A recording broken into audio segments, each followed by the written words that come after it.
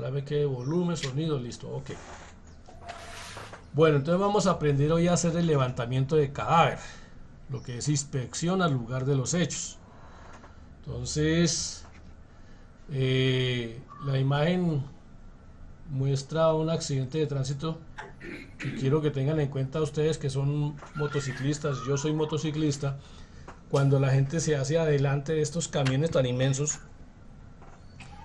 ya está demostrado de que no se ven los motociclistas. Este es un caso de una señora que ahí cerca a la escuela Sein, la señora está la volqueta estacionada esperando, no, está para esperando que haya cambio de semáforo, y llega la muchacha, se mete en medio de los carros, muy viva la niña, se mete en medio de los carros, se hace adelante de la volqueta y debajo del semáforo. Ella no tenía la visual sobre el semáforo, entonces mire que está incluso está sobre la cebra.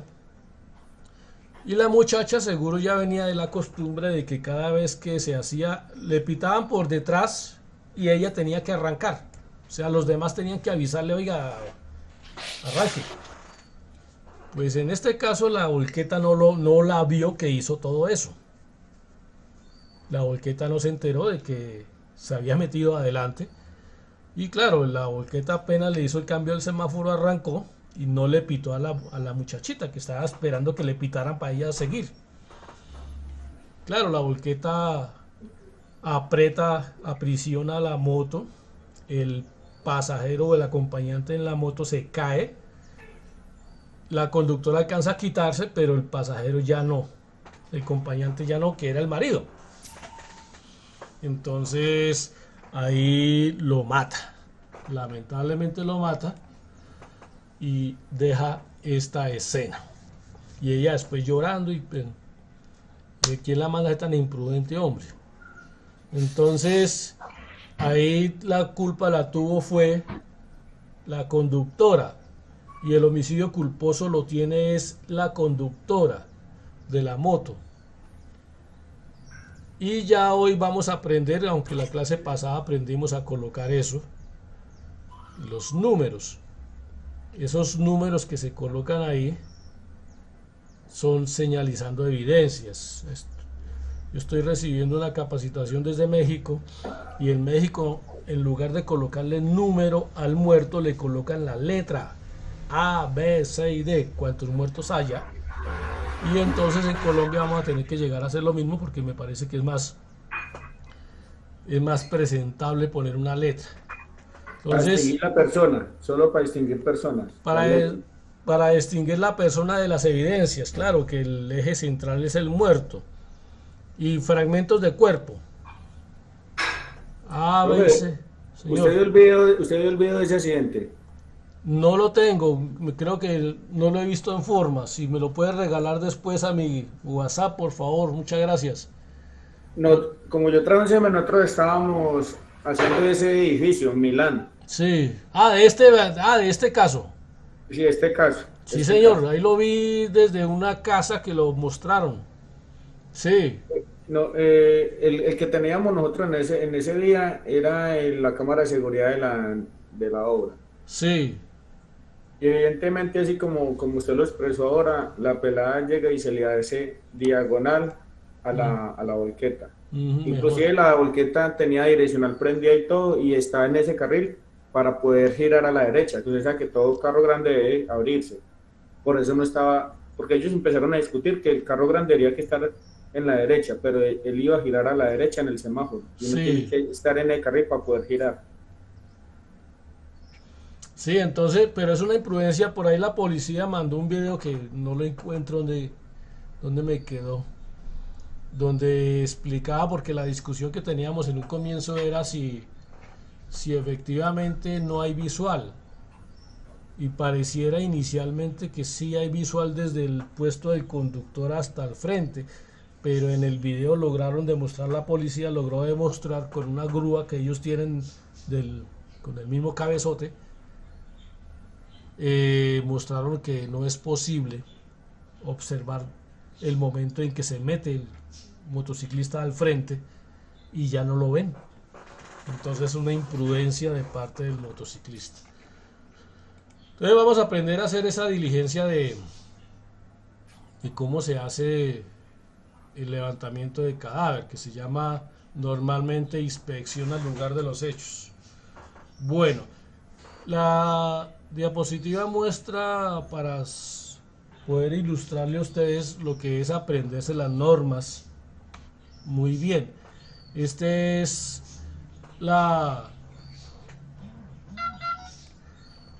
un sitio que queda frente a la Universidad Libre, que frente a Medicina Legal. Ahí queda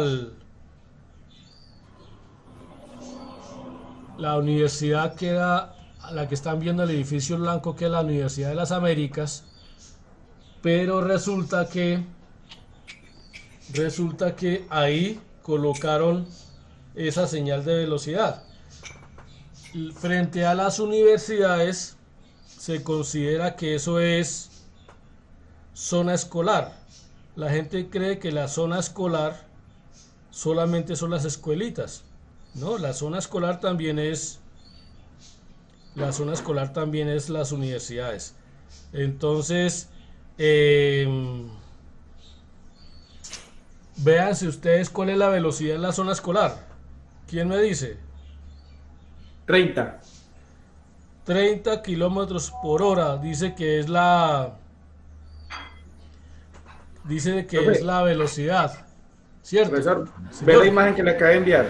Sí, la acabo de ver. Ya le iba a escribir quién me está escribiendo. Muchas gracias. Estos espejos que nosotros le pusimos a los carros, nosotros no, la empresa se llaman cuello de ganso. Es para eliminar los puntos ciegos que tiene esa volqueta. ¿Sí de los dos del frente? Por esos dos del frente, sí hubiera visto la moto. Eso son seguridad vial, claro.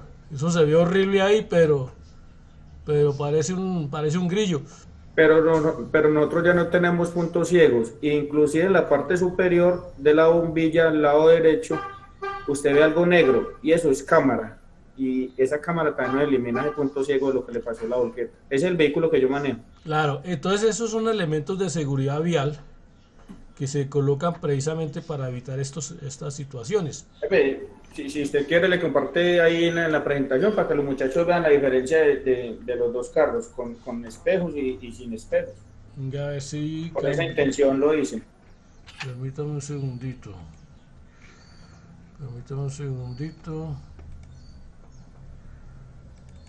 Tránsito, ¿cuál fue el que me mandó? Ya lo pillé. Entonces descarguemos la imagen. Descargamos la imagen a escritorio. Me toca hacer una serie de maniobras para no tener que apagar y volver a... Listo. Copiar.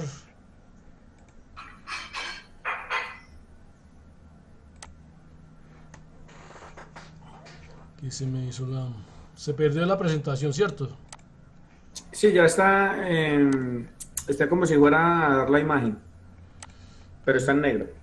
Que está mal. Bueno, vamos a dar de compartir y vamos a cambiar de presentar ahora una ventana. Tocó el WhatsApp. ¿Están viendo la imagen? Sí, ahí ya está. Ya se ve la... Sí, señor. Ok, lo que se refiere al compañero es que estas antenitas que parecen de grillo se coloca precisamente para que esta le permita observar qué hay delante. Sí, señor. Que hay delante aquí, y esto es para observar los lados. La cámara del lado derecho que usted me dice,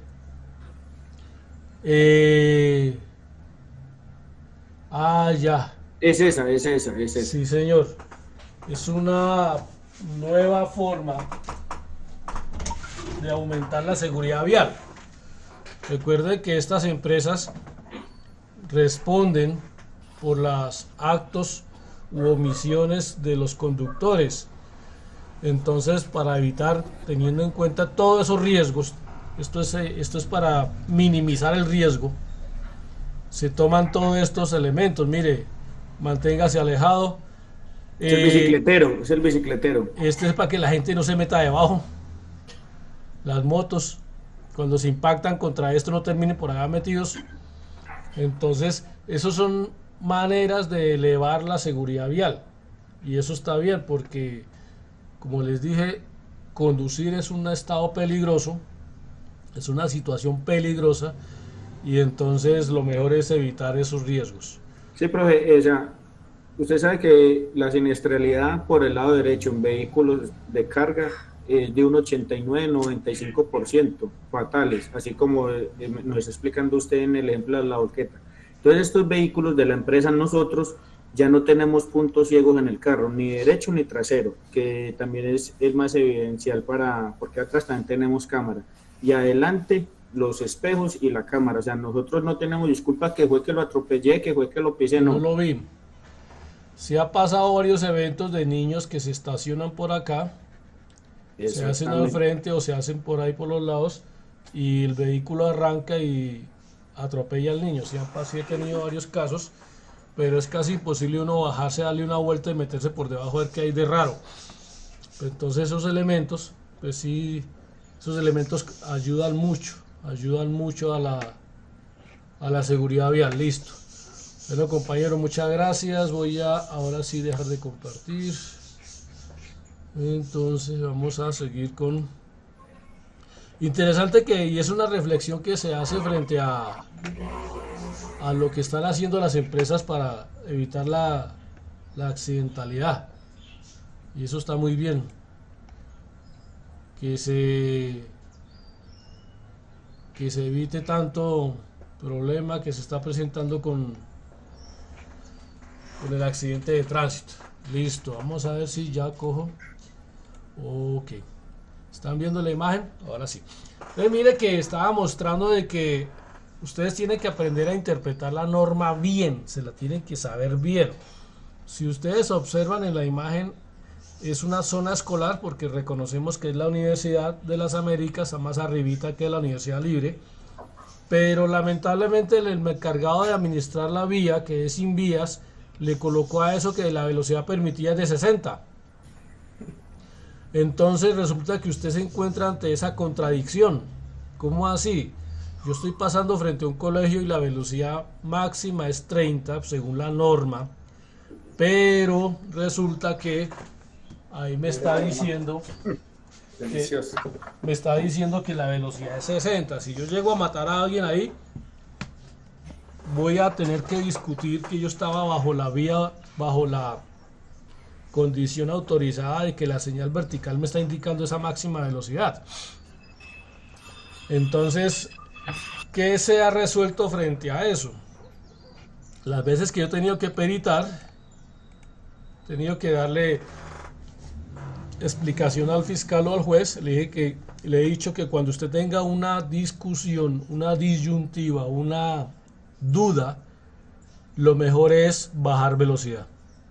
Es la acción más preventiva que usted puede hacer. Y si usted tiene dudas, si cuál es la velocidad que debo llevar ahí, si de 60 o 30, pues lo mejor es que reduzca velocidad, porque la norma indica que en zonas escolares, y si ustedes revisan la descripción de zona escolar en el artículo 2 del Código Nacional de Tránsito, dice que es la zona que implica 50 metros adelante, 50 metros atrás y 50 metros en los bordes del inmueble. No implica solamente la entradita. La gente cree que la zona escolar hay que bajar la velocidad solamente donde están entrando los niños. No, es en toda esa vía. O sea, esta vía hasta lo largo de 50 metros y más allá implica la velocidad de 30 kilómetros por hora. Entonces, para que tengan en cuenta eso, mire esta señal. ¿Ustedes qué observan? Por favor me indican. Claribel ya se fue a dormir. Claribel. Que prohibió Adelantar. Prohibido Señor, adelantar. señor. Claribel, la desperté. ¿Dónde anda? No, no, estoy trabajando, profe, pero acá estoy. Ah, bueno, listo, entonces no la molesto. Bien pueda. Prohibido adelantar, dice ahí. Listo. Entonces, pero si ustedes observan a la izquierda sobre el piso está la señal horizontal. Doble. Ujú. Que puede Ahí, adelantar con la responsabilidad del carril, de cada conductor. entonces ahí dice que puede adelantar, pero a la derecha dice, en la vertical dice que no puede adelantar. Entonces, a usted a cuál regla le pone cuidado, a cuál norma, a cuál le gobierna. Entonces tiene que irse para el artículo 113. Ah, no, al artículo 111. El artículo 111 del Código Nacional de Tránsito dice, la prelación entre las distintas señales de tránsito será la siguiente. O sea, la primera que usted debe obedecer y manda sobre las demás son las señales y órdenes emitidas por los agentes de tránsito. Si usted llega a un sitio y el semáforo está en verde, pero la agente de tránsito le dice que se detenga, usted no puede seguir derecho y decir yo no le hago caso a la gente, sino que le hago caso es al semáforo. No, el artículo 111 dice que la prelación la tiene en ese momento en órdenes las que dé el agente de tránsito.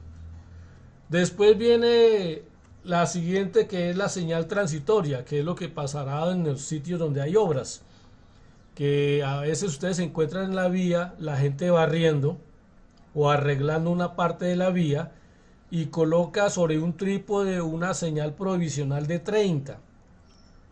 Y entonces usted venía por la vía y hacía 10 minutos encontró que había una señal de 80 y usted va en pura berraca y se encuentra a un tipo haciéndole aseo a la vía, barriéndola, pero colocó una señal de 30. Usted le debe hacer caso a esa señal provisional. Porque, ¿qué está indicando? Que según el artículo 111, esa señal provisional manda sobre la otra señal.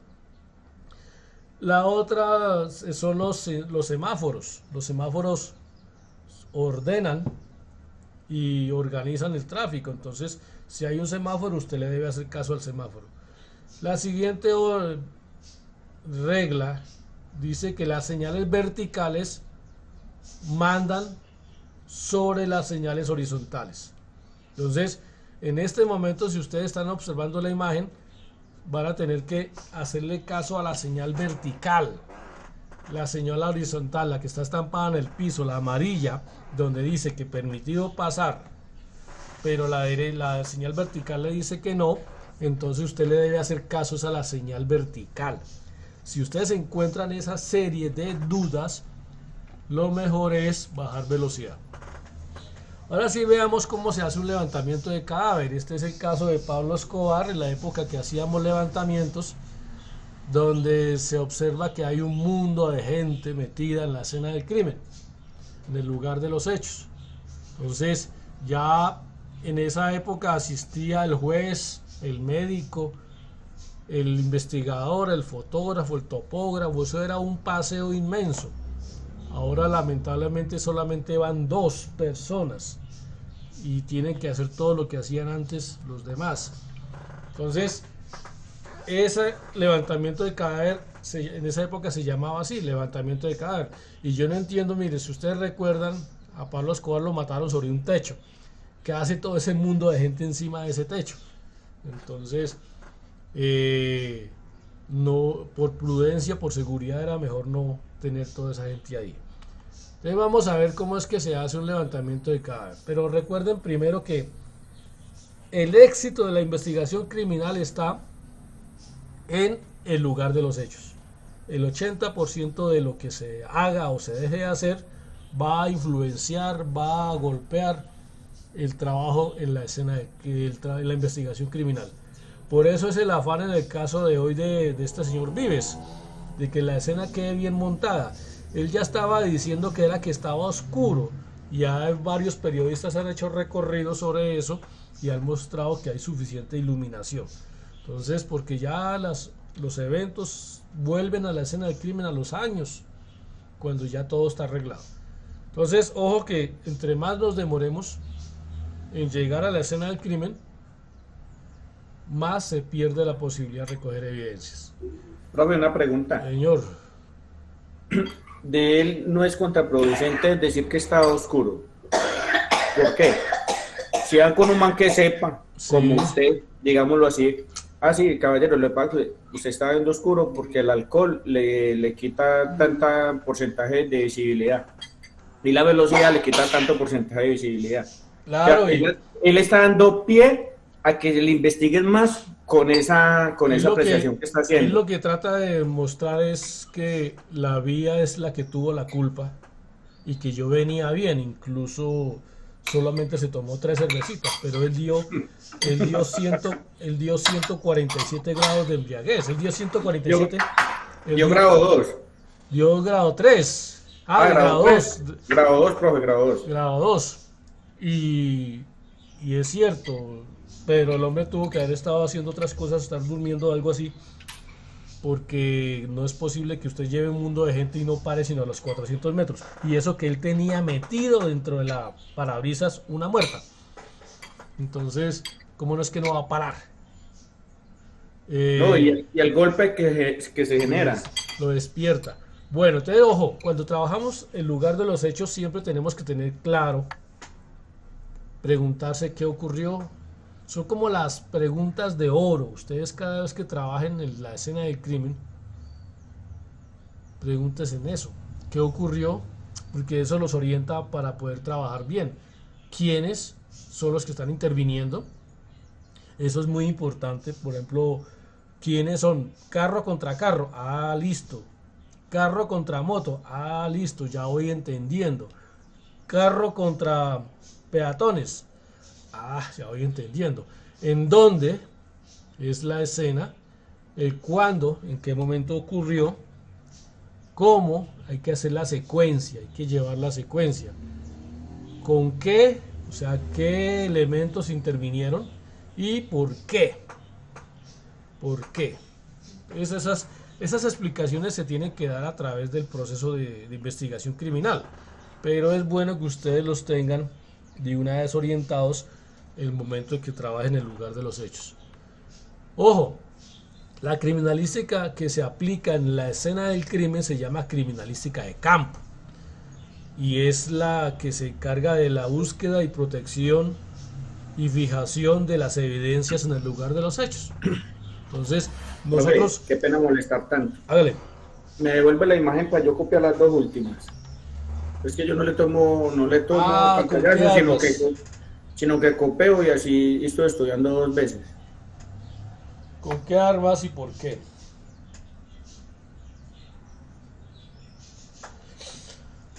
Bueno, entonces, en la época mía, Listo.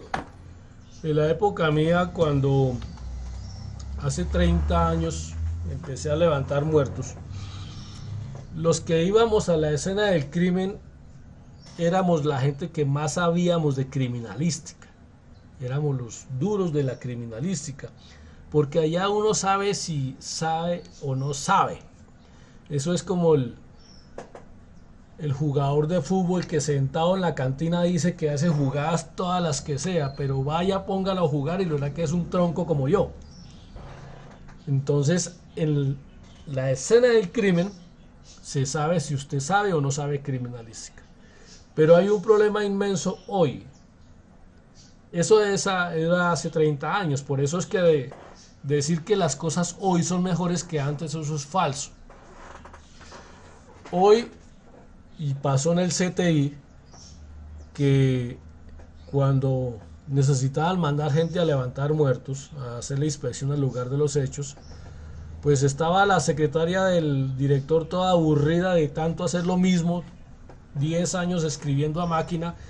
Pues le dice al jefe que la mande a hacer algo emocionante y la manda, no, pues vaya, levante muertos. Y hubo casos así, y hay muchos casos así, donde gente que sin ninguna formación la mandaron a levantar muertos. Le decían, tranquilo que allá fulanito le enseña. Yo cuando estaba trabajando en el CTI me tocó la desgracia de recibir al conductor del director y enseñarle a levantar muertos. Que porque el director lo mandó para allá, dígale a Conrado que le enseñe. Y en plena faena, uno trabajando y el hombre detrás aprendiendo. Entonces eso no está bien. Por eso es que las investigaciones van donde van. Por eso es que se trabaja tan mal la escena del crimen. Entonces, porque la gente debe ser primero muy ducha, muy experta en todas estas cosas. Por ejemplo, si usted va a una escena del crimen y se encuentra un proyectil o una vainilla o se encuentra un arma de fuego y usted ni siquiera sabe eso si es revólver o es pistola y no la sabe ni coger y la coge y va y le pega el tiro al compañero, entonces usted es un tipo que no tiene idea de qué es un arma de fuego. Entonces y eso ocurre en el accidente de tránsito.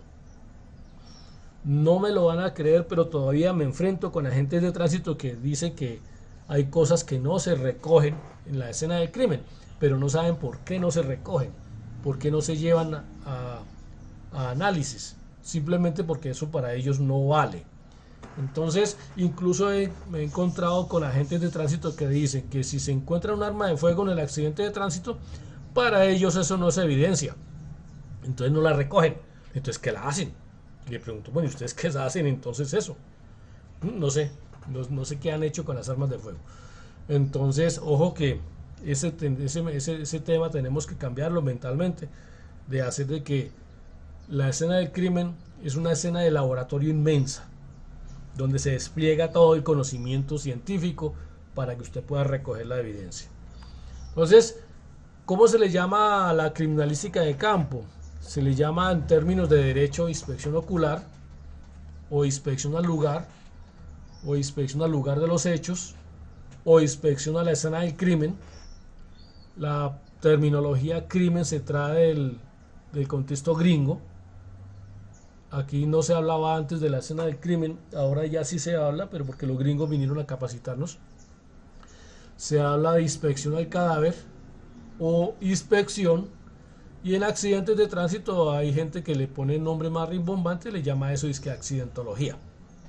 Entonces, estas son las normas del Código Procedimiento Penal, la Ley 906, que les recomiendo que ustedes lean, que ya les coloqué en una tarea, en una actividad de policía judicial, leer los artículos 213, 214, 215, 216 y 217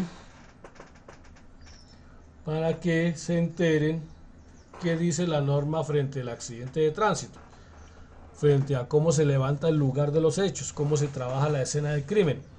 Y les he preguntado a los agentes de tránsito que en qué parte dice que ustedes no tienen por qué cumplir todas esas obligaciones. Entonces, porque la gente de tránsito a veces se sale por la fácil y dice, eso no me toca a mí. Y volvemos a lo que fue un tema que quiero que quede claro, porque lo vi que no me lo contestaron bien en las preguntas que les hice de qué es policía judicial. La policía judicial es una función de ayudar en la investigación criminal. Siempre la función de la policía judicial es auxiliar la investigación criminal. Y la policía judicial está guiada por el fiscal de turno, el fiscal URI. Entonces, el fiscal hoy ya no va a la escena del crimen. Nunca le pidan a un fiscal que vaya al lugar de los hechos. No lo hace. Sí los estamos extrañando. Cuando yo estuve haciendo levantamientos de cadáver, que en esa época se llamaba levantamiento de cadáver, ahora ya le quieren poner otro nombre a eso para hacer creer que las cosas son mejor. No, las cosas están peor. Se llamaba levantamiento de cadáver en esa época, y en esa época el juez iba a la escena del crimen y conmigo se untaba, conmigo se mojaba, conmigo se trasnochaba. Éramos un equipo de trabajo muy bueno y el juez no se iba a dormir. Él se quedaba con nosotros ahí. Hoy no. Hoy el fiscal se queda fresquito en la URI, tranquilito, sin saber qué está pasando por allá en la escena del crimen, y el agente de policía judicial el que va solito por allá. Es más, solo van 2. Cuando antes íbamos como 10, ahora van solo 2. Entonces, este señor se le llama policía judicial porque asiste a la escena del crimen a hacer proceso de investigación penal. ¿Quiénes cumplen funciones de policía judicial? O sea, ¿quiénes pueden asistir a la escena del crimen? ¿Quiénes pueden ir al lugar a levantar cadáveres? A lo que se llama hoy inspección al cadáver. Lo pueden hacer solamente aquellos que tengan funciones de policía judicial. ¿Y quiénes la tienen? Los que tengan funciones permanentes, las funciones permanentes especiales y las funciones transitorias. Entonces, las funciones permanentes las tiene CTI, la SIJIN y la DIJÍN. Ellos tienen funciones permanentes. O sea, ellos levantan cadáveres para casos de homicidios por arma de fuego, levantan cadáveres para homicidios por arma cortopunzante, van y asisten a la escena del crimen cuando hay un atraco, cuando hay hurtos, cuando hay secuestros. Ellos son los que asisten al lugar a recoger evidencias, porque a eso se va, a la escena del crimen, a proteger la escena, a buscar evidencias, a recogerlas y a procesarlas en los laboratorios. Entonces, la SIJIN depende de la Policía Nacional. La DIJÍN también depende de la Policía Nacional. Y el CTI depende de la Fiscalía. El CTI no son policías, tienen funciones de policía judicial, pero no son policías, son civiles que se les dio función de policía judicial y ya no le responden al coronel, comandante del departamento de Risaralda, sino que le responden es al fiscal. Entonces, la SIJIN opera a nivel departamental. Ustedes van a encontrar SIJIN Caldas, SIJIN Risaralda, SIJIN Quindío, SIJIN Valle, para hablar del vecindario. Pero la DIJÍN con D opera es a nivel nacional. O sea, aquí ustedes van a encontrar operando a la SIJIN y en muy pocas ocasiones a la DIJÍN. Entonces, SIJIN quiere decir sección de investigación judicial e inteligencia, o seccional de investigación judicial o inteligencia. Y la DIJÍN quiere decir dirección de investigación criminal e inteligencia. Entonces, esos son los que tienen las funciones de policía judicial permanentes. Todo el tiempo tienen la función. Tienen funciones permanentes pero de carácter especial los que están contemplados en el artículo 202 del Código de Procedimiento Penal o Ley 906. Y ustedes lo ven ahí que están las Procuradurías, la Contraloría, las autoridades de tránsito son ustedes, los alcaldes que son los jefes de las autoridades de tránsito y los inspectores de policía tienen funciones. Estos tres en rojo tienen funciones para ir a levantar muertos, pero funciones especiales. Exclusivamente para accidentes de tránsito están las autoridades de tránsito. Ya lo que es el IMPEC lo tienen es solamente las cárceles. Yo tengo una discusión con algunos fiscales y me he opuesto porque en Cartago Valle a la gente de tránsito lo mandan a que investigue. No, señores, la gente de tránsito no está para investigar. Él solo está para hacer el trabajo de inspección al lugar de los hechos y esa diligencia se la entrega al fiscal y el fiscal tiene sus propios investigadores y después estos investigadores son los que continúan con la investigación criminal. Pero no, se ha sabido que los mandan a hacer investigación cuando estos tipos no están capacitados para hacer entrevistas, para hacer una serie de trabajos de campo fuera del levantamiento de cadáver o fuera de lo que se llama inspección al cadáver. Entonces, como decir que vaya un guardia al IMPEC a hacer investigación criminal porque tiene funciones de policía judicial. Los fiscales dicen, la autoridad de tránsito tiene funciones, entonces venga, ayúdenme a reemplazar. Entonces le digo, no, es que el señor agente de tránsito no puede hacer vigilancia, seguimientos, entregas controladas, no puede hacer interceptaciones, él no tiene por qué estar haciendo investigación. A él solamente le corresponde es levantar el cadáver o hacer la inspección al lugar de los hechos, porque es que hasta levantar cadáver ya me regañan cada vez que digo eso, que ya no se dice levantar cadáver, sino ya se dice es inspección al lugar de los hechos. Entonces, el agente de tránsito lo que tiene que hacer es hacer la inspección y entregarle diligencias al fiscal. No tiene por qué hacer más. Yo sí les he recomendado a los agentes de tránsito que lo que hagan es ayudarle al fiscal a cuadrar el plan metodológico, a organizarlo para averiguar qué más toca hacer. Pero bueno, entonces tenemos que ustedes tienen funciones de policía judicial igual que el CTI, igual que la SIJIN, pero solo y únicamente en accidentes de tránsito. Pero este accidente de tránsito donde usted puede actuar como policía judicial solo es en dos eventos: donde haya lesionado o donde haya muerto. No pueden ustedes abrogarse en más condiciones, ir haciendo capturas por allá, vigilancia, seguimientos, vigilando a la suegra, vigilando a la mujer. No, es que estoy cumpliendo funciones de policía judicial, estoy averiguando qué está haciendo. No, eso no son funciones de policía judicial suyas. Solo en lesiones y en homicidios. Y por tal circunstancia usted no puede conciliar. Usted no puede conciliar. El artículo 149 del Código Nacional de Tránsito le dice qué tiene que hacer. Y si ustedes lo observan, dice que tiene que hacer un croquis y tiene que hacer, que es lo que hemos estado bregando a aprender a hacer, que ya creo que ya están como mejor. Y tiene que hacer el informe policial del accidente de tránsito. Entonces les recomiendo que por favor se lean el artículo 149 del Código Nacional de Tránsito, que son 2 hojitas que no vamos a leer acá. Lo que quiero es que destacar es que de esa diligencia hay que entregarle copia a los interesados inmediatamente. ¿Qué es el lugar de los hechos?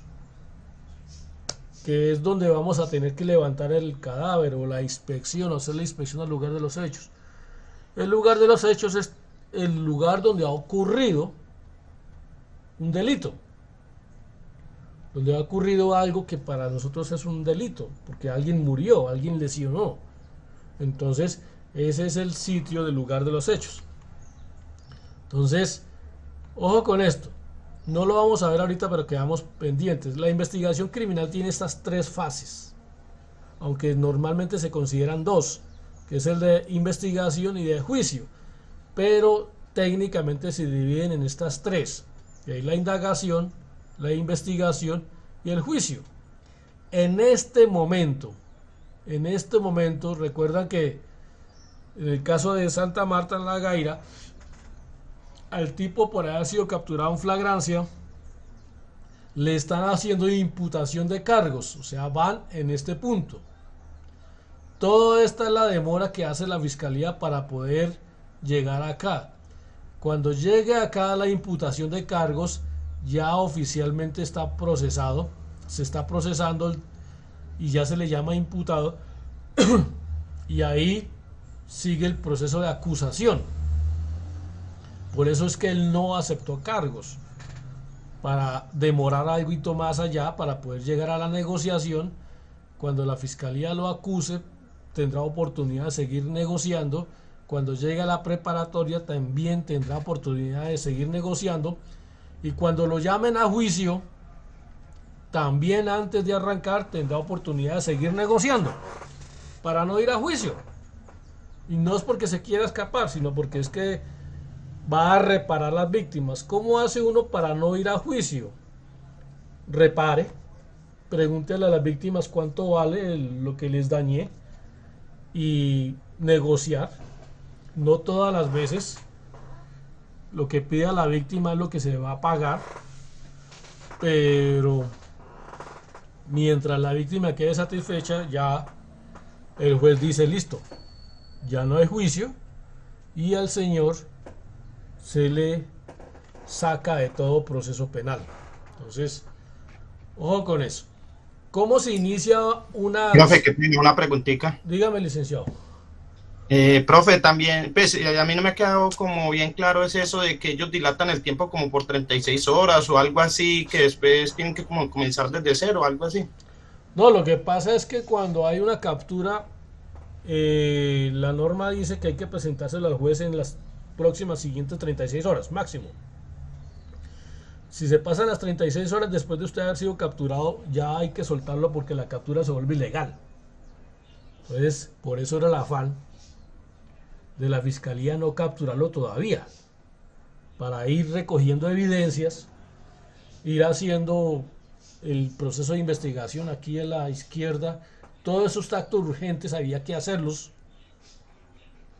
esperar la necropsia, que se hagan las necropsias para poder ir a capturarlo, aunque el tipo ya estaba detenido por flagrancia, pero a él hay que resolverle la situación jurídica en las 36 horas. Si se pasa de ahí, hay que soltarlo. Entonces, por eso fue que el hombre jugaba con más tiempito, a ver si de pronto se pasaba el tiempo de las 36 horas. Y efectivamente la fiscalía logra legalizar la captura, porque esa captura hay que legalizarla. ¿Qué es legalizar? Legalizar es llevar al capturado ante un juez y decirle: señor juez, yo acabo de capturar a este señor porque mató a 6 personas en un accidente de tránsito y el señor venía en estado de embriaguez. Hay 6 víctimas, aquí están las actas de levantamiento de cadáver. En este momento Medicina Legal está trabajando en las necropsias, pero todo indica que él es posiblemente el responsable. Entonces, por eso se le detuvo y solicitó que se legalice la captura. El juez le va a preguntar: bueno, ¿usted cómo lo trataron? ¿A usted sí le leyeron sus derechos? ¿A usted lo cuidaron? ¿Lo maltrataron? ¿Lo torturaron? No, no. Ah, bueno, entonces queda legalizada la captura. Y eso ya se hizo, ya se legalizó la captura. Lo que estaba ocurriendo anoche era la imputación, donde le están diciendo: señor, yo lo acuso a usted por homicidio doloso.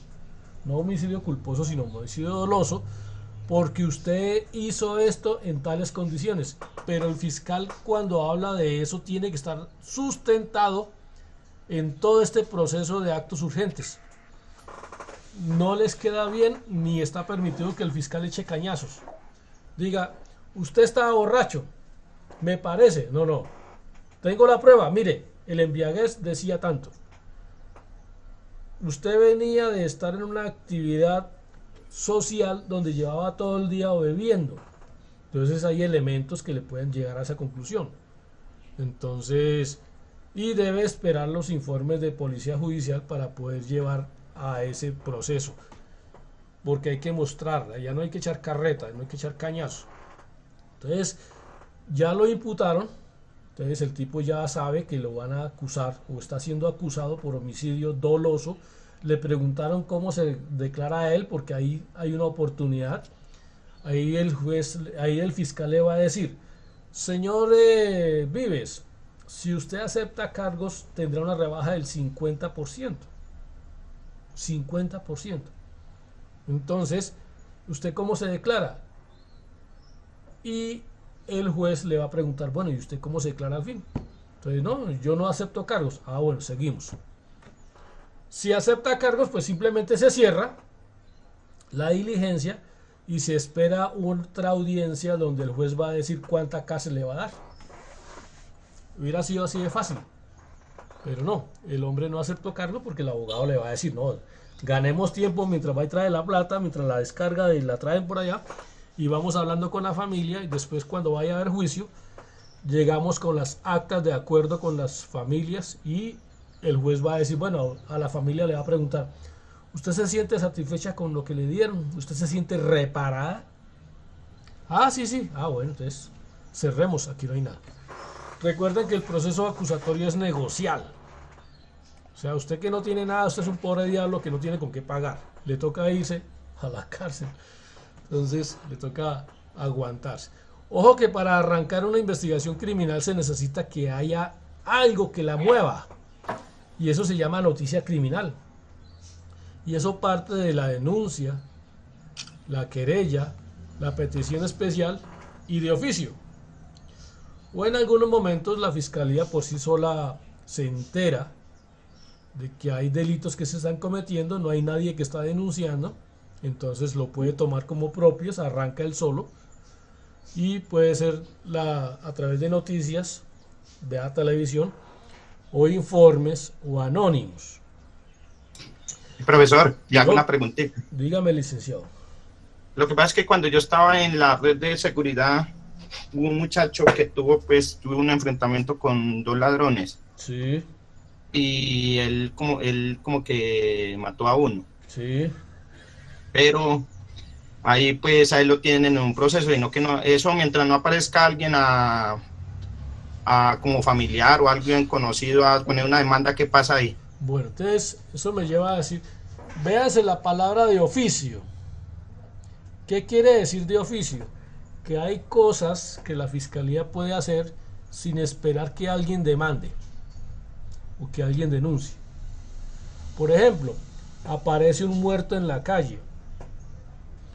La fiscalía se entera que hay un muerto en la calle, entonces le toca mandar a su policía judicial a que haga el levantamiento y empiece a investigar. Así no se sepa ni cómo se llama el muerto y así no haya familia que denuncie. Entonces, la fiscalía por sí sola puede iniciar investigación criminal. Entonces, al amigo suyo que mató al ladrón, así no aparezca familia, la fiscalía continúa y lo va a llevar a juicio. Porque el señor que causó la muerte al otro debe demostrar que estaba obrando en legítima defensa. Mire lo que le pasó al médico que mató a los 3 ladrones en el puente peatonal en Bogotá. El hombre logró demostrar que su vida estaba en peligro porque lo asediaron, lo acorralaron y le sacaron cuchillos entre 3 y no había por dónde escapar y el hombre tenía que primero cuidar su vida. Primero mi vida y la de los demás no. Entonces el hombre saca lo único que tenía con que defenderse. Él se vio en un peligro inminente de muerte y mató a los 3. Diferente es que los persiga. Por ahí estaban hablando de, creo que en Barranquilla, de una escolta de un cantante.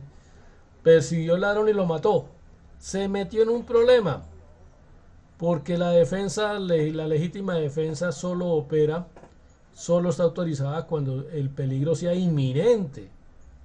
Cuando usted se vea en riesgo inminente, ya. No es que yo maté al vecino porque hace 8 días me amenazó y yo me siento asustado, voy y lo mato primero. No, eso ya no es legítima defensa. Entonces, en esos casos, si usted persigue al ladrón, o sea, el peligro desapareció, usted es el que va detrás del ladrón, el ladrón no va detrás suyo.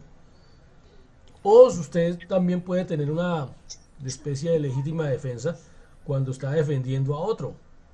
Ve que el peligro es para otro y va a perder la vida, se ve en un riesgo grave y usted interviene y mata al otro. Esto está permitido. Pero igual la investigación tiene que hacerse. Tiene que guardarlo usted o pedir medida de aseguramiento porque usted salió muy peligroso. Por ejemplo, el arma que usted utilizó era ilegal. Usted llevaba un arma prohibida, no tenía por qué tenerla. Entonces, le van a perdonar el homicidio, pero el porte ilegal no se la perdonan. Entonces, hay que tener cuidado con eso. Entonces, la fiscalía puede iniciar el proceso. Hay delitos que se llaman delitos querellables, que solo usted como víctima, como lesionado, puede colocar el denuncio. Por ejemplo, es el caso del accidente de tránsito. Nadie puede ir a colocar la denuncia por usted. Es usted solo el que coloca la queja, la querella. Y en el hurto es igual. A usted lo atracan robándole un celular. Por eso la policía dice, por favor coloque el denuncio, porque la policía tiene idea quién fue. Lo puede ir a capturar, pero usted por allá no fue. Entonces se pierde toda la actividad de policía porque no hay una denuncia propiamente dicha por parte del ciudadano que se vio afectado. Y uno no piensa, dice, no, yo voy a ir a perder tiempo por allá y me engallo con eso y termine perdiendo más plata de la que me quitaron. Entonces mejor no voy por allá. Entonces eso es el problema con respecto a la no denuncia. Los actos urgentes son aquellos actos que inicia la policía judicial cuando arranca la investigación. Véase acá. Esta es la indagación, la primera parte de la investigación. Eso puede durar años. Entonces empiezan los actos urgentes, que son todos los actos que la policía judicial puede hacer por sí sola para poder llevarle las tareas al fiscal. Y estas tareas ustedes las hacen también. Por ejemplo, inspección al lugar de los hechos, inspección al cadáver,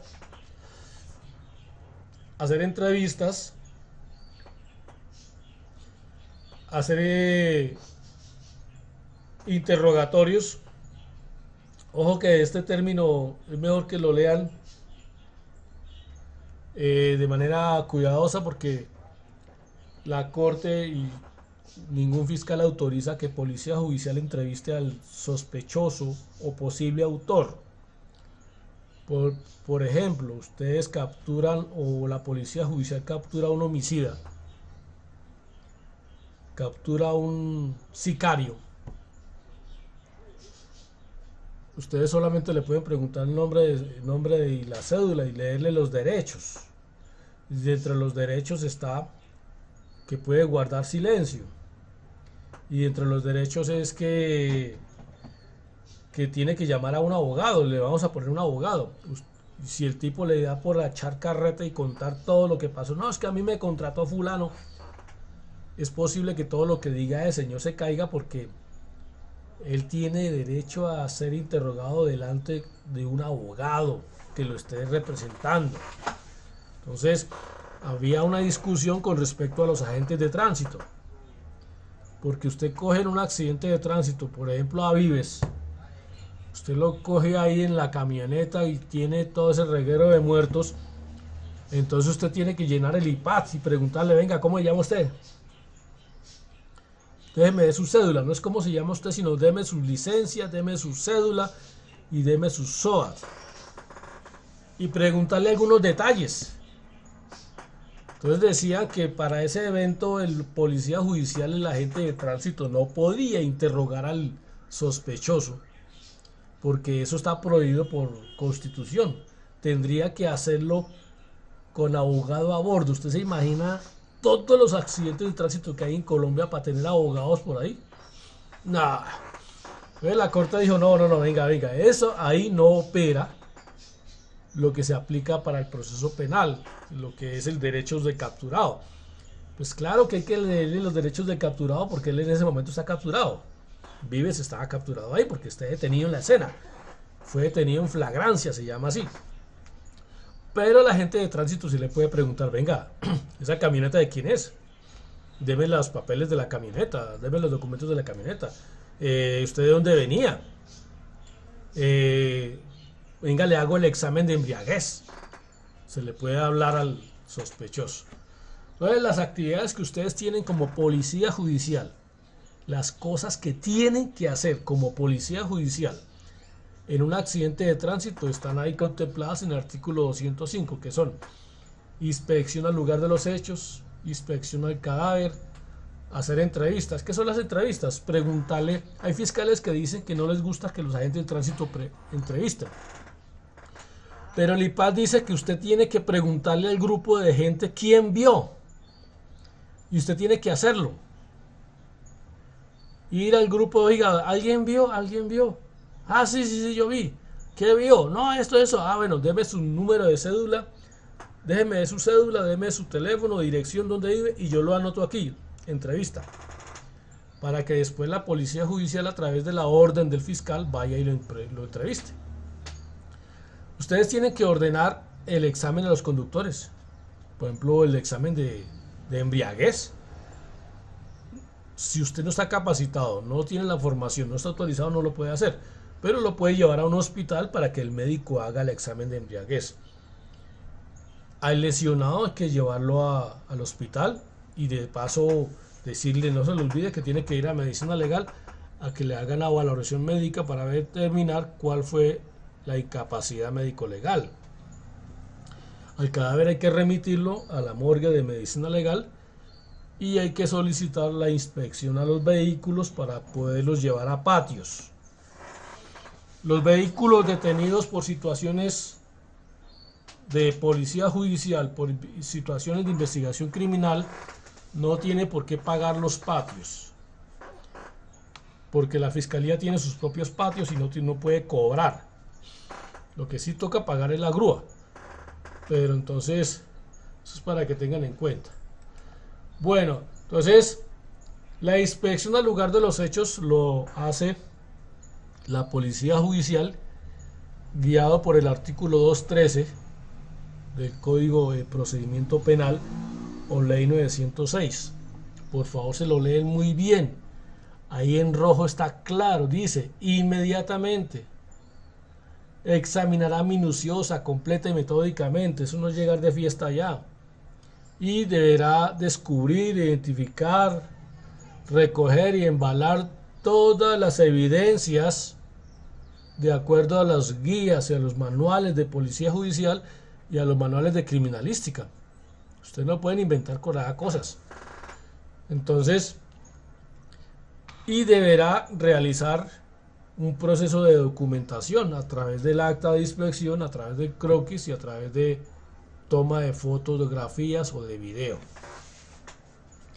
Entonces, eso dice en resumen lo que dice el artículo 213. Y si ustedes notan, en ninguna parte dice que esto es obligatorio para el CTI y para la SIJIN. Y ahí no dice que los agentes de tránsito no deban hacerlo, deben hacerlo. Entonces, deben cumplir ese deber de hacer las cosas como el artículo 213 lo dice. El artículo 214 habla de la inspección al cadáver. Esto es cuando el cadáver ya no está en la escena del crimen, se hace una inspección del cadáver y deberá embalarlo. ¿Qué es embalarlo? Meterlo en una bolsa para que no se contamine, para que no se enrede. En la época mía levantábamos 10 muertos y era uno encima de otro, y entonces llegaban todos manchados de sangre del uno y del otro. No había, eso era, se veía terrible. No es como hoy, que hoy cada muerto tiene su propia bandeja.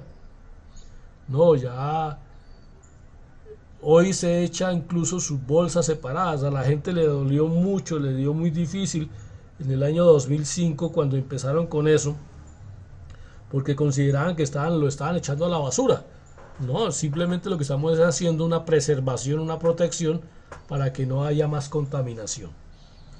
Entonces, también se considera que el lugar de los hechos son otros lugares. Para el accidente de tránsito, por ejemplo, en la vía donde ocurre el evento, el carro se da la fuga y ustedes lo encuentran en un parqueadero o lo encuentran por allá en otra vía. Entonces, esa otra vía se llamará otro lugar. Para todo lo que ustedes recojan en la escena del crimen, incluyendo el cadáver, el carro, las evidencias, se le hace cadena de custodia. ¿Qué es la cadena de custodia? La cadena de custodia es ese procedimiento que permite asegurar que a las evidencias no les pase nada que las altere, las afecte o las haga perder.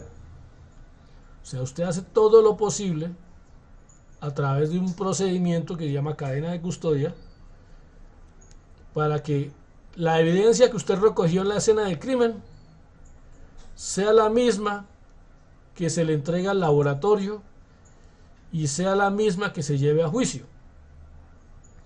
Mire, han habido varias situaciones difíciles.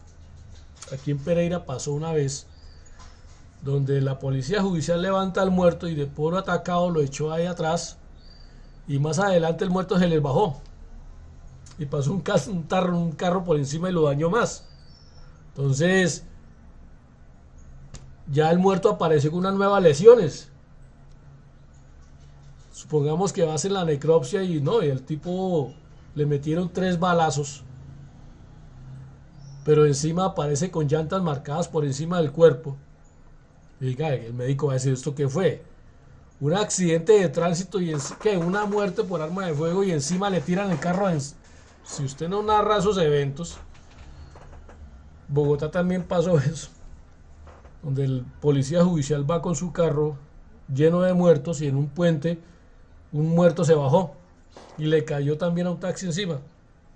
Qué problema tan tenaz.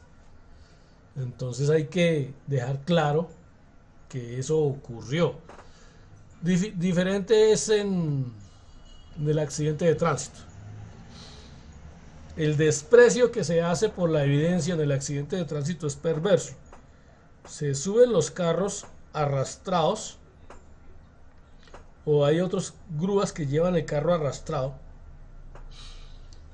o lo suben ese carro con varios carros y motos.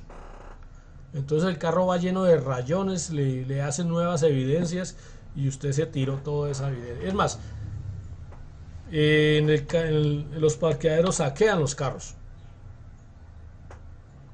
En los parqueaderos de tránsito se pierden espejos, se pierden radios, se pierden gatos. Eso es una mala cadena de custodia. Y eso habla muy mal de ese tipo de actuaciones. Entonces, no tiene por qué. Si usted recoge un arma de fuego, recoge una pistola, el balístico va a estudiar esa pistola. Y a juicio hay que llevar esa pistola, mostrársela al juez. Mire, señor juez, esta pistola es la que encontramos en manos del agresor. Pero no es que le quiten una pistola y aparezca un revólver. Ahí las cosas están mal. Entonces, ojo con eso. Para eso es la cadena de custodia, para garantizar la autenticidad, para garantizar de que esa evidencia no se dañe, no se pierda. Por ahí hubo un caso muy importante en Estados Unidos, se llama caso J. Simpson, O.J. Simpson, donde el hombre es acusado de haber matado a la ex esposa y es acusado de haber matado al pizzero, el tipo que reparte la pizza, en una lujosa mansión. Ese caso duró como 5 años, 3 años. Y fue declarado inocente después de que todo el mundo creía de que era el responsable. Resulta que la policía, cuando hizo el levantamiento del cadáver, cuando recogió las evidencias, hizo mal manejo de las evidencias. Y eso se encargó los abogados defensores de demostrarlo, donde quedaba en duda la cadena de custodia. Incluso la actuación de los propios policías. En ese juicio se demostró que el policía que encontró la mancha de sangre que involucraba a O.J. Simpson con la escena del crimen, el policía era racista. Y el tipo hablaba muy mal de los señores de raza negra.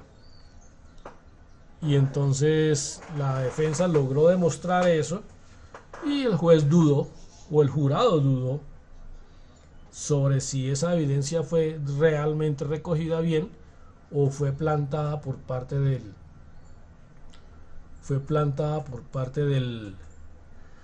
policía. En Bogotá alguna vez tuvimos que hacer un allanamiento a un CAI porque unos detenidos nos decían, es que yo no cargaba esa droga. A mí el policía me detuvo y me metió la droga en el bolsillo y me dijo que si no le daba tanta plata, entonces me echaba a la cárcel y mire donde estoy metido. No le di la plata y mire donde estoy metido. Y es más, esa droga la guardan en tal parte del CAI. Y efectivamente la fiscalía se metió al CAI y allá encontró droga. Entonces, Esos procesos de cadena de custodia son muy delicados y se pueden dañar los procesos si usted no recoge bien las evidencias.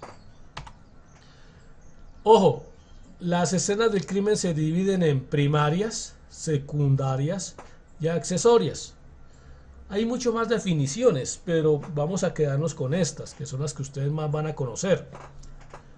La escena primaria es donde ocurre inicialmente el hecho, donde todo se desata, todo se desenlaza. Y para ustedes es fácil porque es el sitio donde el carro atropella al peatón, donde se chocan los dos carros, donde el carro se voltea. Es fácil. Y esas escenas pueden ser abiertas, o sea, no tiene límites la carretera. Cerradas, puede ser una habitación, o móviles, como es el caso del vehículo, que dentro del vehículo ocurre algo.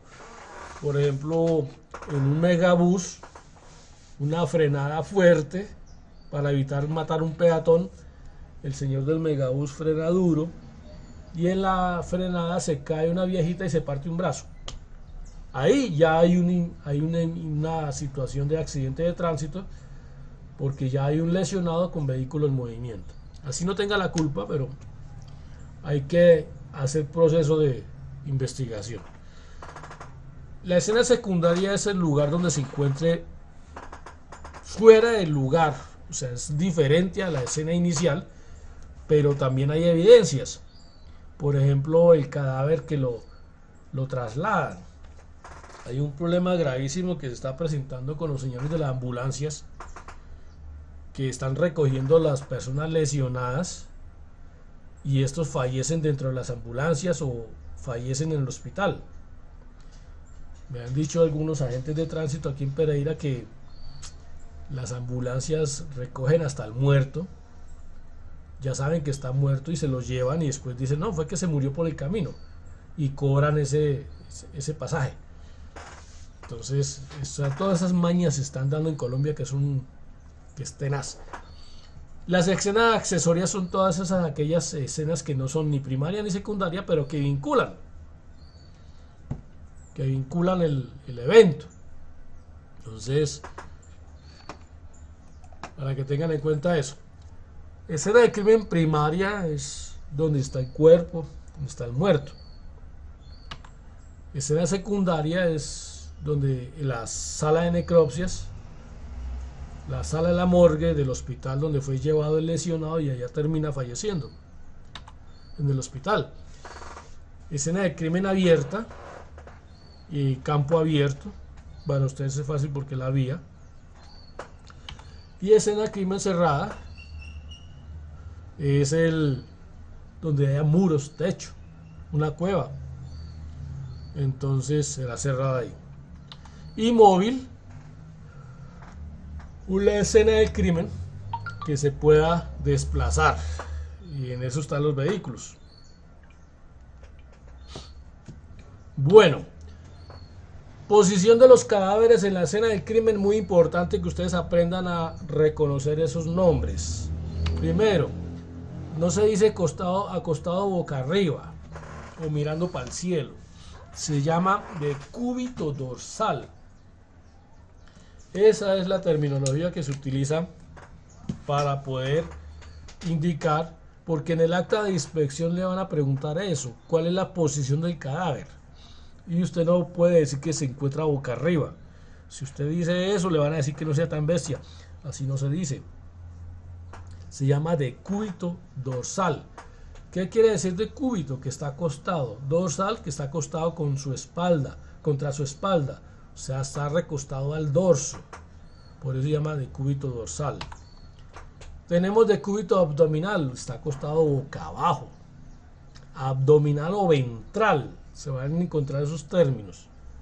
Abdominal o ventral. Y está recostado sobre su abdomen o sobre su vientre. Solamente vamos a ver esas partes así porque hay que indicar la rotación o la flexión de los miembros, pero vamos a quedarnos ahí nomás. Decúbito lateral derecho o izquierdo, decúbito lateral derecho o decúbito lateral izquierdo. lo tiene que decir usted en qué posición se encuentra el cadáver ahí. Mire que para el efecto del caso de la gaira es importante esas posiciones para saber si los muchachos iban o venían.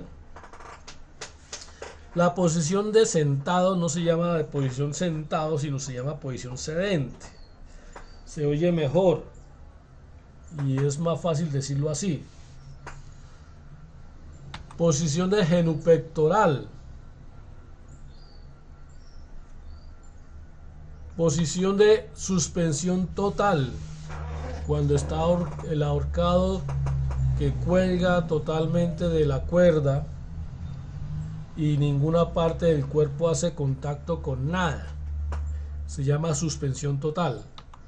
O suspensión parcial, cuando el cuerpo hace contacto con una parte de la superficie, sea pared o sea piso. La inmersión es de los ahogados cuando están totalmente metidos en el agua, sumergidos, o cuando están parcialmente sumergidos.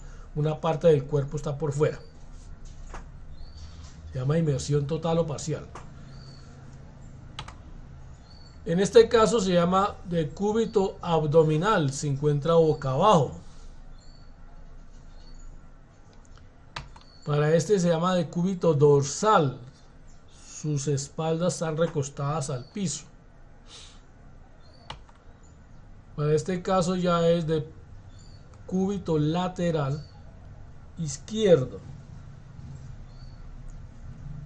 Hay que decirlo, de cúbito lateral, ¿de qué lado? Posición sedente. Profe, disculpe, Dígame. la mano que tenga debajo se le denomina. Por ejemplo, ahí tiene la... Está recostado, la izquierda, claro. No, y está, a la izquierda. es O sea, claro que está recostado sobre la izquierda.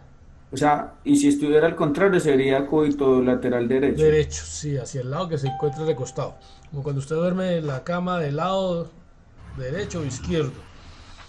Entonces, Listo, pues, muy sí hay que amable. decirlo, ¿verdad, señor? El posición sedente. Está sentado ahí. Más que todo, ustedes van a encontrar los conductores en una posición. En los vehículos hay que decir la posición porque nos pasa mucho en la morgue eso. Dicen que accidente de tránsito y no se sabe qué papel jugaba ese muerto de ahí. Entonces debe decir muerto en accidente de tránsito peatón. Ya sabemos que iba a pie por la vía. Segundo, muerto en accidente de tránsito conductor del vehículo. Porque usted lo encontró sentado. Lo encontró sentado en el vehículo, en esa posición del conductor. Entonces debe decirlo. Accidente de tránsito acompañante lado derecho del conductor. Que nos digan en qué posición juega. Debe estar amarrado, entonces ahí debe estar. Y nos debe decir. Nos quedamos locos sin saber si era conductor o no. Igual a la parte de atrás. Acompañante tras parte trasera al lado izquierdo. Lado derecho. Decirlo. Profe, una pregunta. Si en el accidente el conductor y el pasajero no tienen cinturón y salen expulsados. Tuviera un caso. Y todos dos tienen licencia de conducción. Tuviera el caso tan berraco que tuvimos por aquí, un accidente de tránsito donde el tipo se sale de la vía, levanta a varias personas, se estrella contra una barrera, se voltea y en esa sale uno y termina clavándose en otro sitio y van a mirar y no hay dentro nadie. El otro quedó más adelante. El que se salió primero quedó vivo y el que quedó después allá quedó muerto. Y le preguntaban quién iba manejando y adivine, el que va y el que está allá está muerto. Porque cuando muere el conductor no hay responsabilidad penal porque ya se acabó el... Sí, porque los muertos no hablan. y porque el tipo no tiene por qué responder ya muerto. O sea, usted no puede condenar a un muerto. Entonces, muy habilidoso, el tipo dijo, no, el que iba manejando era el muerto y está allá. Yo no iba manejando. Entonces, vaya usted averigüe si es cierto o no es. Entonces, nosotros nos guiamos mucho a veces. Por ahí uno ve ese CI que es pura carreta. Que dice que en el Aibar queda su ADN cuando se estalla ese Aibar y le pega esa cachetada a usted. Usted se estampa contra esa Aibar y entonces se puede esculcarle el ADN de ese Aibar. Y ahí se sabe quién iba sentado al volante. Profe, o de pronto que fuera de un viaje largo en la caseta del peaje de la cámara. También sirve. No, porque usted más adelante se bajó y se cambió de puesto. ¿De qué ya nos ha pasado? Profesor, Señor. y pues, como también, como decir, ¿se acuerda del accidente de la mula de Bogotá que dañó unos carros, casas en la semana pasada, creo? Sí. Donde el señor hubiera quedado vivo ahí, ¿la responsabilidad de quién es? La responsabilidad penal es del conductor. O sea, penalmente a él no se le puede llevar a la cárcel, no hay juicio, no hay nada porque es que ya está muerto. Pero para la reparación civil de los daños, para quien paga por las víctimas y por los daños que hizo, lo paga el dueño de la tractomula. El dueño de la tractomula. Para que, bueno, supongamos que sea el dueño también el que iba conduciendo, que son muy pocas las oportunidades que sucede eso. Pero él para conducir mercancía tuvo que haber sacado un seguro, o si no, no podría. Sí, en el manifiesto de carga está. Entonces ese seguro paga. Entonces el dueño de la mercancía también paga. La empresa donde se encuentra afiliada para hacer ese flete también paga. O sea, el tipo está muerto, pero los daños, los perjuicios económicos los paga. Y el seguro contra terceros, Los paga el todos los seguro. camiones lo deben de tener. Los paga el seguro. Ujú. Entonces, todo eso, por eso los abogados persiguen eso. Profe, una pregunta ya que el compañero tocó el tema otra vez. Por ejemplo, Dígame. yo que tengo un poquito de experiencia, él se quedó sin frenos, Sí. pero él se quedó sin frenos por bruto. Sí. Me disculpan la expresión, porque No- un carro, no sabe manejar, los puso a calentar. exactamente, se puso a bajar como una loca y cuando necesitó el freno, ya viene caliente, ya no hay nada Ya que no hacer. para. O sea que él produjo ese accidente. Sí, Porque eso cuando el perito ve el carro patas arriba y va y mira las campanas que están a cierta temperatura o eso, entonces ahí es donde entran a decirle que el culpable era él, o sea que si él hubiera quedado vivo, ahí la lleva. sí, claro. Pero igual en la parte la parte penal él sigue respondiendo. En la parte penal ya no responde, pero el dueño del carro y el de la mercancía y todo eso lo van a llamar. Yo vengo de un juicio que hubo hace poco. Me llevaron a juicio para determinar la responsabilidad de un accidente de tránsito de la tractomula que iba bajando por Villa Santana y Sí, de esta última. terminó metida, ¿no? Y terminó metida dentro de una postal y mató a 7. La que mató a la muchacha, sí, a mí me tocó, sí. Entonces me llevaron a juicio y me preguntaron, bueno, para usted quién, pues no así, ¿no? Pero me dijeron, bueno, ¿y ahí qué pasó? Le dije, no, pues todos estaban bregando a echarle la culpa al conductor, porque al echarle la culpa al conductor se baja un poco la sanción, o sea, ya paga ya la parte la paga la aseguradora del camión. Sí, como la persona natural, no la empresa. Entonces ya le dicen, bueno, le tratan de bajar la sanción. Pero yo demostré, o espero haber hecho eso, yo hice lo mío, de que ahí la vía tuvo mucha responsabilidad.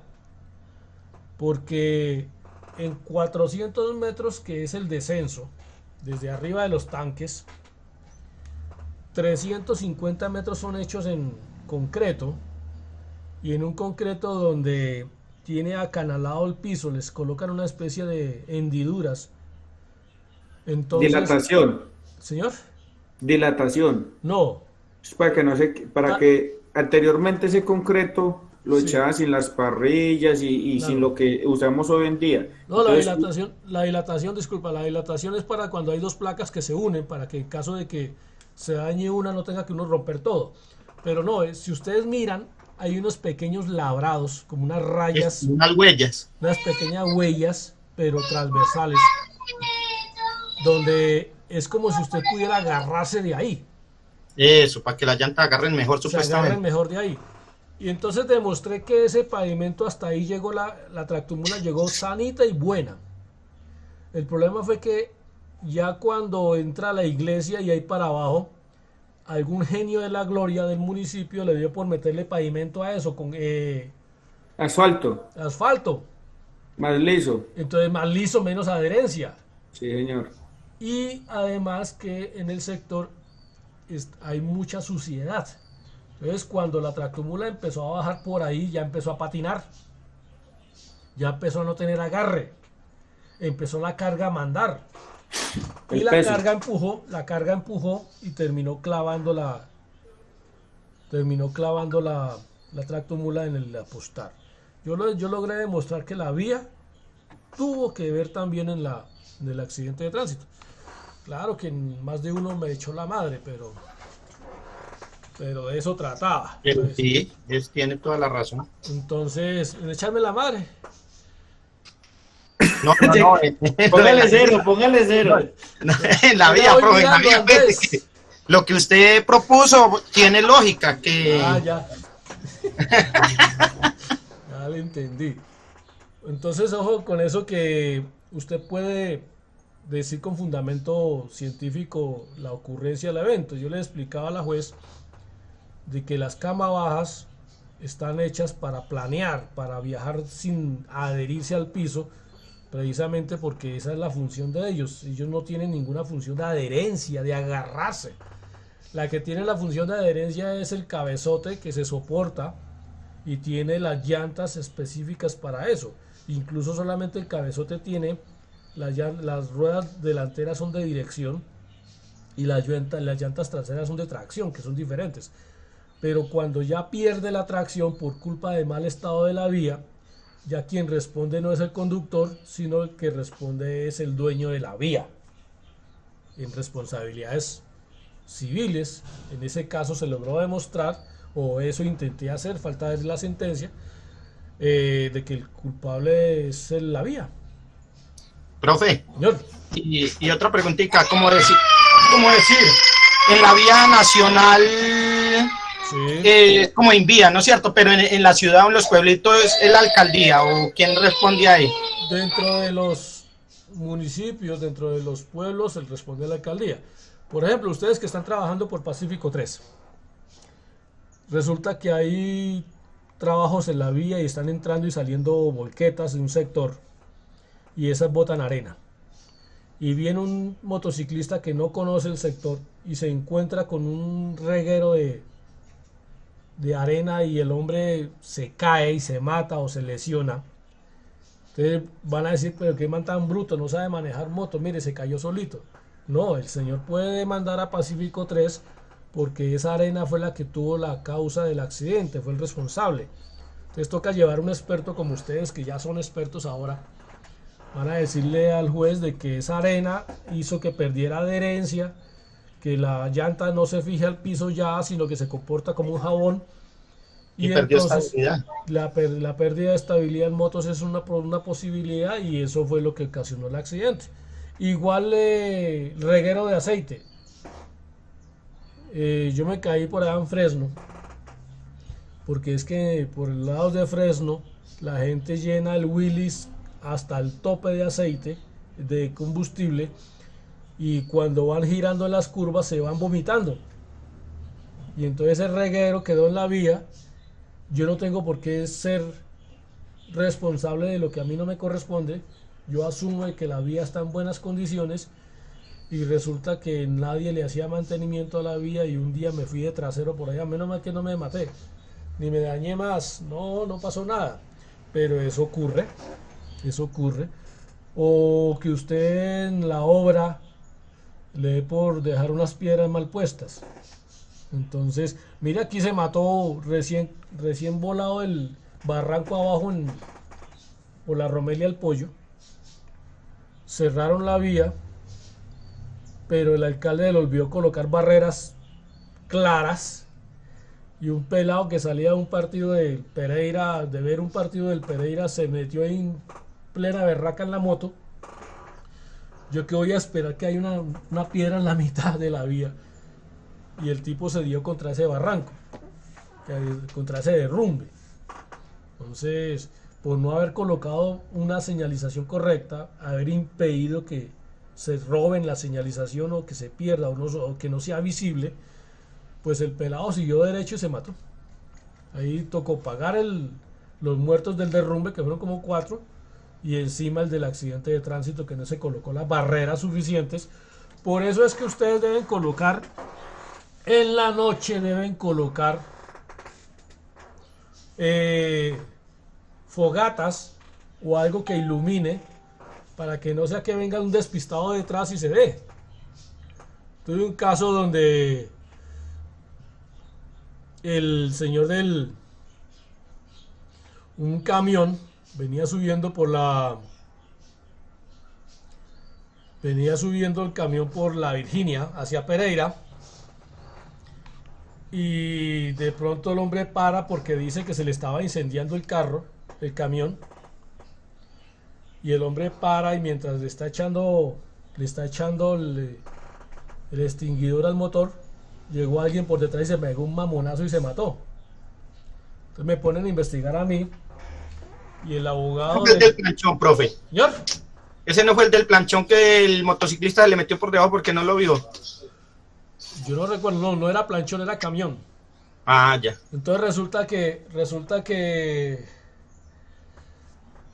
que el abogado, pues la fiscalía inicia la investigación, y el abogado de la víctima dice que es que el abogado del conductor del motociclista muerto dice que la norma dice que cuando hay un camión se estaciona o se vara, tiene que hacerse a un lado de la vía y tiene que poner inmediatamente conos, iluminación y todo lo que sea para evitar que otro venga por detrás y se pegue.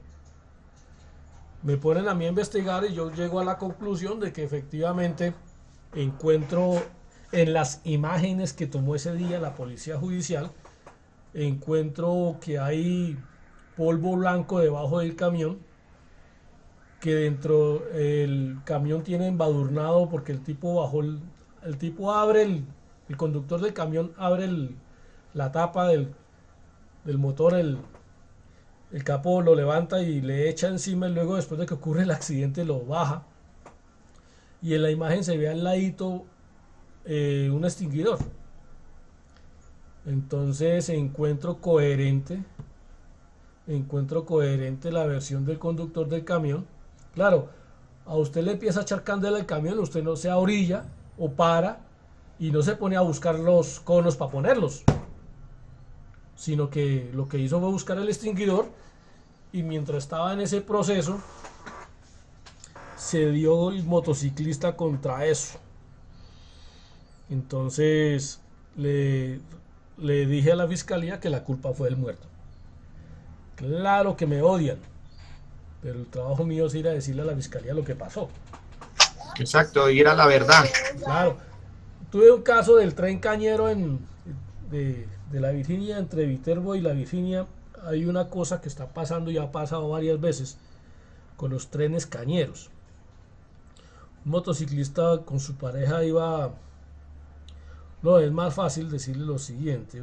Venía el bus de Anserma hacia Pereira, y pasando antes de llegar al peaje de Anserma hacia Pereira, se encontró, venía rápido el señor del bus, y se encontró en el piso botados a 2 personas y una moto. El tipo no alcanza a hacer nada y les pasó por encima. Entonces me llega a mí el caso me dice: Conrado, ¿qué pasó acá?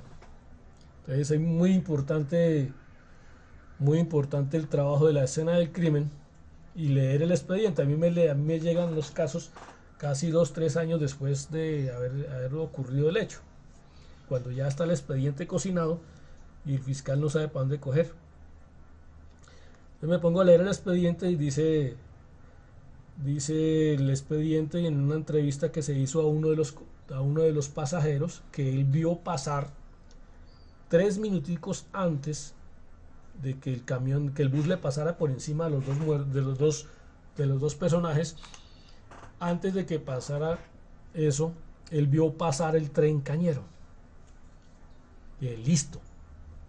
Entonces, cuando llega y se encuentra con esos dos tirados en el piso, la muchacha estaba viva todavía. El otro muchacho ya estaba desbaratado. Pero el bus remata a la muchacha. Ella estaba caída, lesionada, pero no muerta.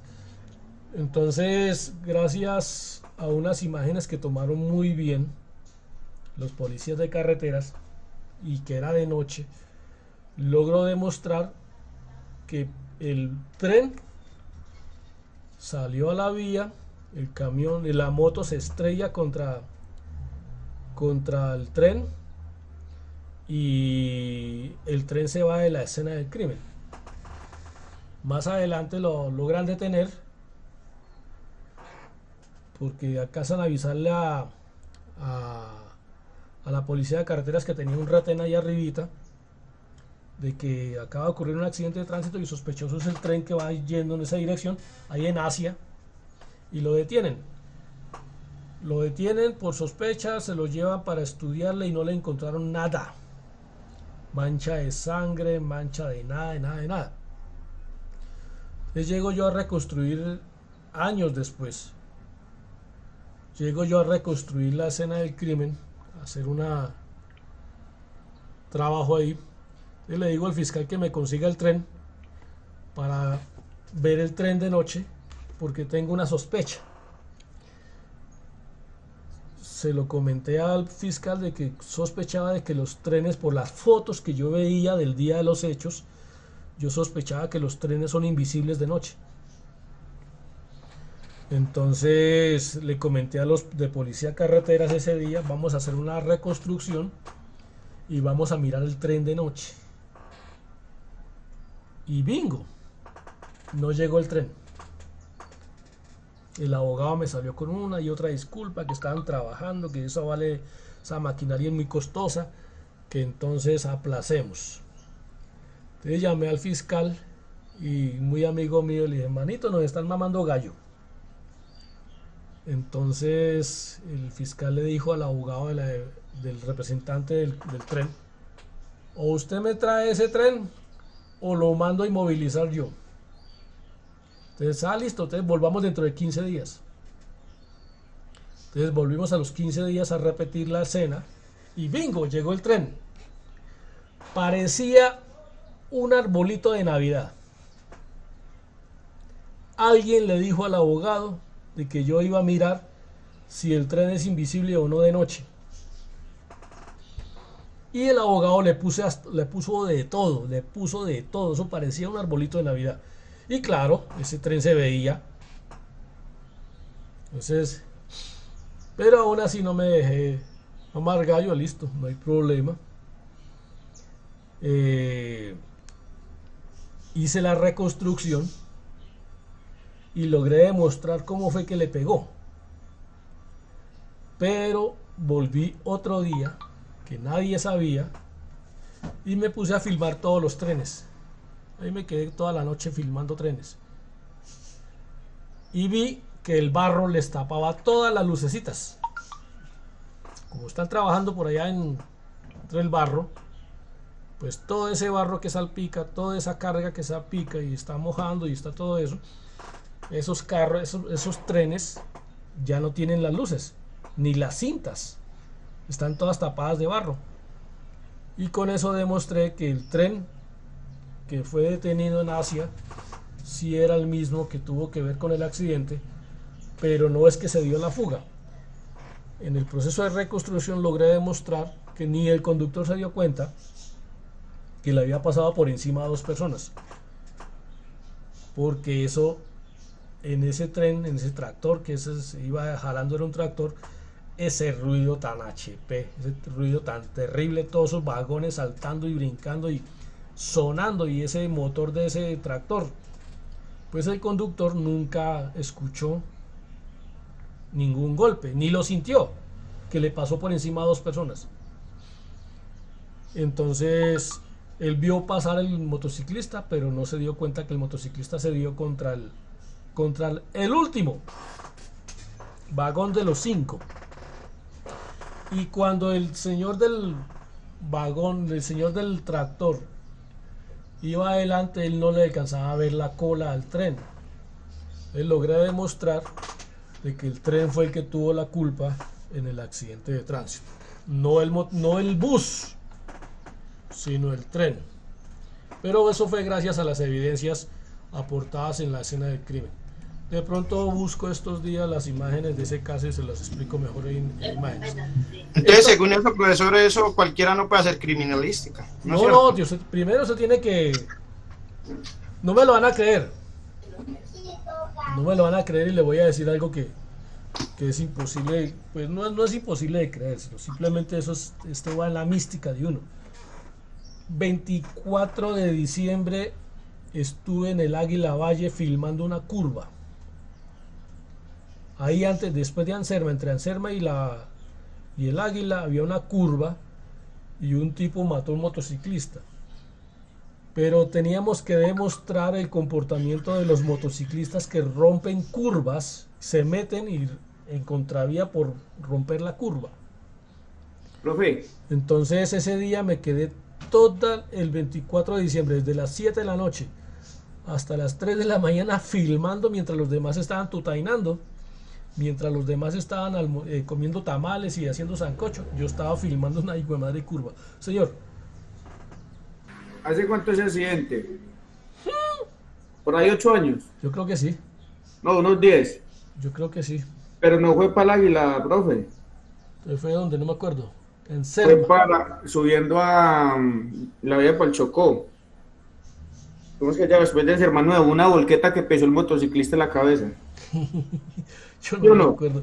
No recuerdo, no. Entonces estamos hablando de otro caso porque era una camioneta más pequeña, no era volqueta. Era una camioneta más pequeña que salía de las fiestas del Águila y se le metió un motociclista y le metió su bailado. Y claro, esa noche logré demostrar, porque fue también un 24. O sea, una de las cosas que yo trato de cumplir es que sea la hora y sea el día. Pues 24 solo hay un 24 de diciembre. Entonces aprovechamos esa vez y nos quedamos hasta las 2, 3 de la mañana filmando cómo hacen los motociclistas y fijo, bingo. Los motociclistas cortan la vía y se atraviesan en las curvas. Y ahí se encontró el carro bajando. Entonces, eso uno tiene que llevarle cariñito a eso. Tiene que gustarle y saberle. Créame que recoger muertos no es nada agradable. Hay gente que dice que no le gusta eso. Sí, tener mucha intuición, ¿no es cierto, profe? Porque pues alguien que estudie como por ganar un sueldo no sirve. No. Yo he visto gente que se desmaya. Entonces no le sirve para eso. Esta es la posición de boxeador que se da en las personas que se están quemando vivas. Una característica especial de eso, que quedan así. Esta es la posición de suspensión parcial. Mire que no era sino levantarse y ya no se muere. La gente tiene ganas de matarse y se cuelga así y se mata. Entonces no es sino que no quieran seguir viviendo más y ya con eso tienen. Esta es la suspensión total, cuando ya no hay nada que toque el cuerpo. Y la inmersión total o parcial, dependiendo de cómo lo encuentre. Normalmente los muertos los desnuda el río. Bueno, Veamos contaminantes. Cuando ustedes trabajen la escena del crimen, ya les voy a trabajar 7 minutos más y nos vamos a descansar para que puedan llegar a tiempo sin hambre a la próxima clase. ¿A qué hora se empieza la próxima clase? 9:40. Listo. Entonces vamos a terminar ahí con este tema. Contaminación de la escena del crimen. Ojo con eso. Ustedes cuando lleguen al lugar de los hechos, lo primero que deben hacer es tomarle fotografías a todo. Ya hoy las cámaras de celular tienen muy buenas resolución, o los celulares de hoy tienen muy buena resolución. Ustedes pueden tomar fotografías cuando se bajen de la moto, lleguen allá, así sea como pacífico, como policías de tránsito, tómenle fotografía a todo, en ese desorden que hay. Porque la escena lo más seguro es que está contaminada. Entonces las contaminantes de la escena del crimen son el clima, los sospechosos, la familia, los chismosos o los espectadores, los policías o bomberos, los empleados de emergencia como son los paramédicos, las ambulancias, y por último los animales. Ustedes no van a tener problemas con animales porque eso es para casos de que el muerto quede ahí y el animal empezó a comérselo. Un perro, los ratones, los pescados. Pero no, ustedes no van a tener problema. Entonces veamos los casos de contaminación. La familia es un problema gravísimo, que la familia se mete y usted como agente de tránsito no le puede quitar. Tiene que ser un uniformado porque a usted le dan en la jeta, le pegan. Se pone a quitar a un familiar, le cascan. Si les pega por poner un comparendo, ¿cómo será por esto? Entonces, lo mejor es que la gente de policía que sea de seguridad lo retire, pero con precaución. No tiene necesidad de matarlo. Mire que, ¿quién le quita a ese hijo a esa mamá? No es posible, entonces, pero está contaminada la escena. Ya está contaminada. Usted llegó a la escena y encontró eso, tómele a eso. Miren lo que, como dejan los bomberos, cuando los bomberos llegan a la escena del crimen, a ellos no les preocupa la investigación criminal, les preocupa es que el incendio, o les preocupa salvarle la vida a alguien que quedó atrapado. Entonces ellos rompen todo. Esto es un caso de la Virginia, hacia Viterbo, una moto que iban dos se pega contra un Willys. Mire cómo se contamina la escena del crimen. Entonces hay que tomarle fotografías a eso para mostrar que ese es el estado, aunque estas fotos son tomadas por algún peatón, alguna persona que pasó, pero ahí nos deja ver que está en total desorden esa escena y va a estar muy contaminada. Mire estas escenas, ustedes llegan al lugar y hay un mal acordonamiento, hay un mal acerramiento, entonces simplemente hay que tomar las imágenes como está, porque así les entregan. Los chismosos están metidos en todas partes. Los paramédicos, en este caso el abogado quiso cambiar el muerto por un lesionado, y estas imágenes que ustedes están viendo me permitieron demostrar que el que está ahí sentado a la izquierda, el que están sacando, no es al muerto, porque no estaba vestido así. El muerto estaba vestido de otra manera. Entonces logramos demostrar que el que está ahí en esas imágenes es el que quedó vivo. Bueno, entonces vamos a dejar ahí. Esta es la metodología. Por favor, hay que repasar eso. La clase pasada les dejé en el tablero, pero ustedes por favor anoten esto: verificación del hecho. Primero hay que verificar el hecho, lo hace el primer respondiente. Debe proteger el lugar. Cuando llegue la policía judicial se hace la verificación, luego la protección, la observación, la fijación. La fijación es perpetuar hacia el futuro, hacia la posteridad, como quedó la escena. Se hace de manera escrita, se hace de manera fotográfica, se hace de manera planimétrica o topográfica, y algunos eventos se hacen mediante moldeado. Después de eso ya se pueden recoger las evidencias y recogidas las evidencias se mandan a remisión. Se entregan al laboratorio o se entregan a la bodega de evidencias. Bueno, muchachos, preguntas, dudas. No, pues, profe, hasta ahora, pues a mí me ha quedado todo claro. Profe, ¿verdad que usted puede pasar la otra diapositiva? Yo les tomo una fotico para ir como preparando algo para la otra clase. Bueno, metodología, verificación del hecho. Hay que tener en cuenta los formatos que no alcanzamos a verlos, pero es importante que ustedes sepan que existen formatos de policía judicial. La protección, cómo se hace. De eso me interesa que ustedes aprendan a estos, cómo se hace esta metodología. En zigzag, en espiral, en línea, en cuadrícula, en franjas, en zonas y punto a punto, que lo vamos a ver ahí. Lineal, cuadrícula, en zonas, punto a punto, en espiral, en zigzag, en franjas, y así vamos a aprender a leer toda esta escena del crimen. Listo. Bueno, listo. Muchachos, muchas gracias. Tenga buen día. Que les acabe de ir. Muy amables. Chao, profe, gracias. Dios los bendiga. ¿Cómo ahora, muchachos? Gracias, profe.